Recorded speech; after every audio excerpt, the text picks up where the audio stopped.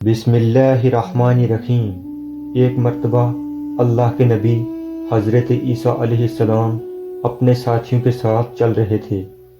اتنے میں آپ کے حواریوں نے کہا، اے عیسیٰ ابن مریم، کیا آپ کا اللہ آسمان سے کھانا اتار سکتا ہے؟ یہ سن کر اللہ کے نبی حضرت عیسیٰ علیہ السلام نے فرمایا، اے لوگو، اگر تم مومن ہو تو اللہ سے ڈرو۔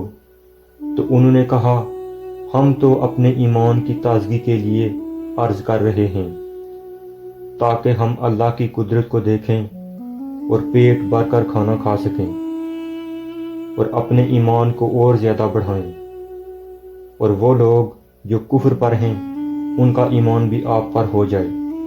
بس یہ سن کر اللہ کے نبی حضرت عیسیٰ علیہ السلام نے ہاتھوں کو بلند کیا اور اللہ کے دربار میں دعا مانگی کہ اے اللہ، ہمارے لیے آسمان سے دسترخوان اتار، تاکہ ہمارے اور آنے والے لوگوں کے لیے یہ نشانی عید بن جائے۔ بے شک تو بہترین رزق دینے والا ہے۔ ناظرین، اللہ تعالیٰ نے جیسے ہی یہ حضرت عیسیٰ علیہ السلام کی دعا سنی تو فرمانے لگے، اے عیسیٰ، تمہارے پروردگار نے تمہاری دعا قبول کر دی ہے، لیکن اس دسترخوان کے اترنے کے بعد اگر ان لوگوں نے خیانت کی تو ان پر وہ عذاب نازل ہوگا جو آنے والی نسلوں کے لیے مثال بن جائے گا۔ ابھی یہ الفاظ مکمل ہو ہی رہے تھے کہ اتنی دیر میں آسمان سے فرشتے دسترخوان اتار کر لے آئے، جس میں 7 مچھلیاں اور 7 روٹیاں تھیں۔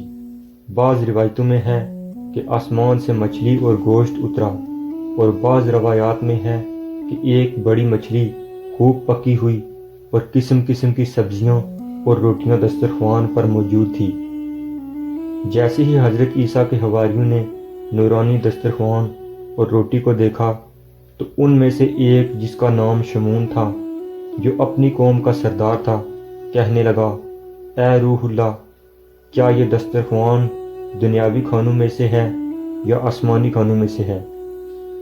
حضرت عیسیٰ علیہ السلام نے فرمایا، یہ دسترخوان نہ دنیا کے کھانوں میں سے ہے اور نہ آسمانوں کے، بلکہ تمہارے پروردگار نے ابھی ابھی ایجاد کر کے تمہارے لیے اتارا ہے۔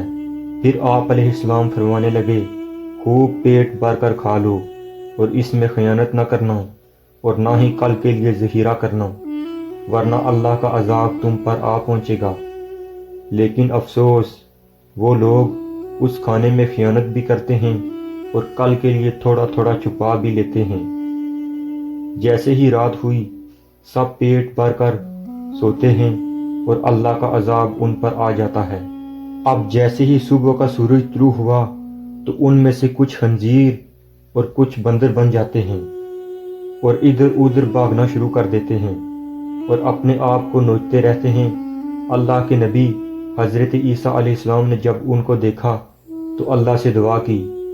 تیسرے دن وہ سارے اللہ اور اللہ کے نبی کے نافرمان اس دنیا سے مر کر فنا ہو گئے۔ بے شک اللہ کے نافرمان کا یہی حشر ہوتا ہے۔ اللہ پاک نے اس واقعے کو اپنی کتاب قرآن پاک کی سورہ المائدہ میں محفوظ کر دیا۔ تبھی اس سورہ کو مائدہ یعنی دسترخوان کہتے ہیں۔ اے اللہ، ہم سب کو اپنے فرمانبردار بندوں میں شمار کر، ہم سب کو ویسا بنا جیسا تو ہمیں دیکھنا چاہتا ہے۔